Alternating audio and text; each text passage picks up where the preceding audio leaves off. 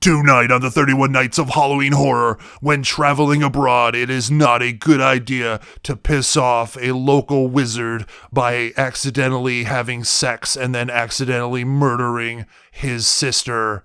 Tonight's movie, The Eternal Evil of Asia.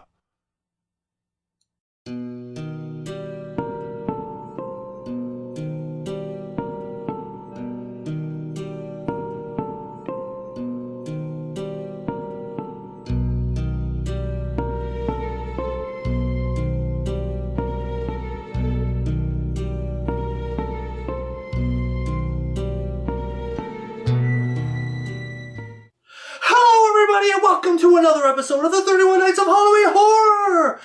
Unchained from the Content Nazis! Episode number 10. Yes, episode number 10. In this wild ride of mayhem, murder, and madness, and massacre. Yes, massacre. Because, last night's episode, Drive-In Massacre, which was a movie. I will give it that much. A movie. That had a good decapitation and not much else. Anyways, so tonight, I noticed something. I noticed that I haven't reviewed a batshit crazy Asian film yet. So, you know what? Tonight, we are going to fix that problem by reviewing a batshit crazy Hong Kong Cat 3 horror with probably a horror comedy. I mean, they turned some guy's head into a dick. He became a dickhead, literally.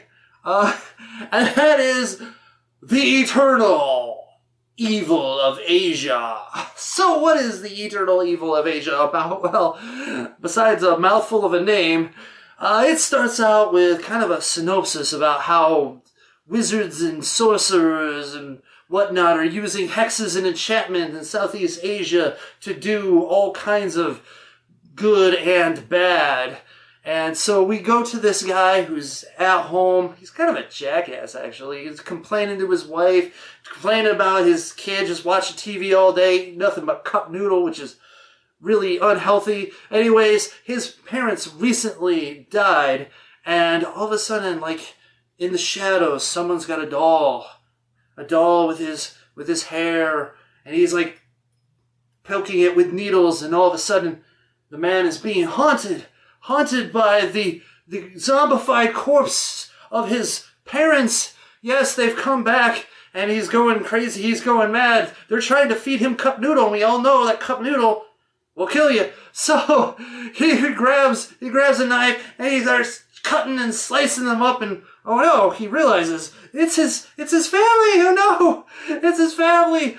Oh, and the neighbors are like at the door. What the heck is going on? What's this racket? It's like he opens the door. Oh no, zombies again. Cut, slash. Oh no, I killed the neighbors. Anyways, the zombified corpses of everyone now show up and chase him off the roof, and he dies a horrible LED impaled death in the street below. And apparently he was part of a group of friends that went to Thailand. I got involved in a bit of a spiritual warfare between a strong wizard and his rivals. And even though they helped the wizard out, and the wizard was eternally grateful, the wizard's sister had a thing for one of the guys and wanted the wizard to put a love hex on him so that she could have him as a sex slave. Well, unfortunately, the package got intercepted by the three friends, and they all become super infatuated with her, go to her place, they have a three-way orgy, and then afterwards she realizes that, wait, you're not the guy. It's like, wait, you just had sex with these three dudes all night, and you did not realize that it wasn't, like, well, one guy, and not even the right guy. And of course, she freaks out, she grabs a knife, and she tries to kill them, and they're trying to defend themselves, and one thing leads to another, she slips and falls and lands on the knife, but the sorcerer is very pissed, and he's like, no, I'm not hearing any of that stuff. You guys need to die. So he has come to Hong Kong, all the way from Thailand, to enact his revenge upon them in very voodoo, evil ways. And of course, the guy who was supposed to be love enchanted has a girlfriend, a fiance, and the fiance is very beautiful. And so the guy's like, and not only am I going to kill all these guys, but I'm going to have her as my sex slave, victory, chalice, whatever you want to call it, prize for, I guess, avenging his sister for a mistake. Anyways, so what happens is, of course, the fiance has a friend who's also into the enchantment, but is kind of a good person, and so the battle will ensue for the souls of those people, and of course her, vagina, because. Yeah. Anyways, so let's get to the score, shall we? Okay, violence and gore. I am giving this a 4 out of 5. This movie is pretty bloody. The deaths are pretty bloody. There is a decapitation in there. There's a guy who gets hexed and thinks he's like starving to death, so he has to eat everything, including women's hand, and then when everyone's away, he just starts eating his own hand and leaving skeletal remains. Yeah, it's pretty gory. 4 out of 5. Shock value, I'm giving it 2 out of 5, really. Not many scares in here, but some of the violence is a little shocking. But at the end, holy cow, I was talking about, if you remember the Entity review that I did just a few days ago, talking about the ghost rape. Well, this is not even just the ghost rape. This is some ghost fellatio thing going on there. I mean, she's like, I can't even do the thing in the descriptions because YouTube probably just destroy everything. But imagine, if you will, like invisible person things. Yeah, I'm like, what am I watching? I mean, I should be expecting this stuff because it's toward the end, but still I'm like, okay, it's gonna do that. All right. Anyway, so 2 out of 5. Plot, 3 out of 5. Look, it works, but it is a bit messed up. I'm like reading subtitles and all this stuff like that. The quality of the version that I saw, not very great. So yeah, it feels a bit disjointed, and it's kind of confusing. But part of that could be cultural because I'm not into like the shaman enchanting aspects of Asia. So, I mean, a little bit more at home with the enchantment stuff from Western civilization. So, anyways, I'll give it probably part of that. But, no, it works. It runs quickly. Even though it's an hour and a half movie, it definitely flies pretty well. The beginning, yes, a little slow at the beginning. But once you pick up to what's going on, the weirdness and the insanity just makes it go like that. So 3 out of 5. Acting, 2.5 out of 5. Look, it's hard for me to tell. Sure, there's probably some overacting. There's some like joke characters in there, but honestly, the main characters I think were believable and compelling enough. And it's average. Yeah, 2.5 out of 5, I guess. Nudity, I'm giving this a 4 out of 5. This is a Cat 3, I guess you would say, exploitation flick.